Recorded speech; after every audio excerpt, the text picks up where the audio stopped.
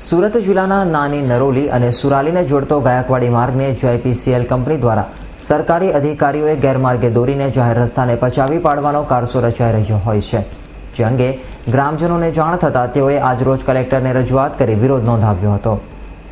નાની નરોલી અને સુરાલીના ગ્રામવાસીઓએ કલેક્ટરને આપેલ આવેદનપત્રમાં જણાવ્યું હતું કે રાજા રજવાડાના સમયની નાની નરોલી અને સુરાલીને જોડતો ગાયકવાડી માર્ગ ચાલી આવેલ છે અને તેને ગાયકવાડી રસ્તા તરીકે જોડવામાં પણ આવે છે અને સરકારી રેકોર્ડ ઉપર પણ નાની નરોલી અને સુરાલી ગામને જોડતા રસ્તાને ગાયકવાડી રસ્તા તરીકે ઓળખવામાં છે.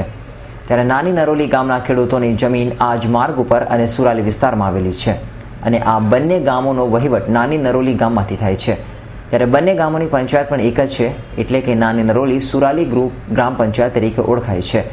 જો કે GIPCL કંપની દ્વારા સરકારી અધિકારીઓને ગેરમાર્ગે દોરીને આ ગાયકવાડી રસ્તાને ગાળાવટનો રસ્તો બતાવીને રસ્તાને પચાવી પાડવાનો કારસો રચાઈ રહ્યો છે.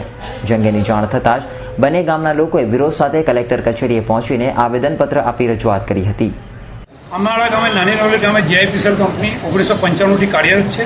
અમારી જમીનનું સંપાદન કરી છે અને જે જમીનનું સંપાદન થઈ છે તેના અંદર જે અમારા કાયદેસરના ગાયકવાડી રસ્તા છે એ રસ્તાને ગાળાવટ બનાવી આ લોકો આ રસ્તો આખો માઇનિંગમાં ખપાવી દેવા માગે છે અને અગાઉના દિવસોમાં પણ આ રીતને સરકારી તંત્રોનો આ લોકો દુરુપયોગ કરીને અમારી ખેતીમાં જતી પાણીની પાઇપલાઇન 20 લાખ રૂપિયાની તોડી નાખી છે.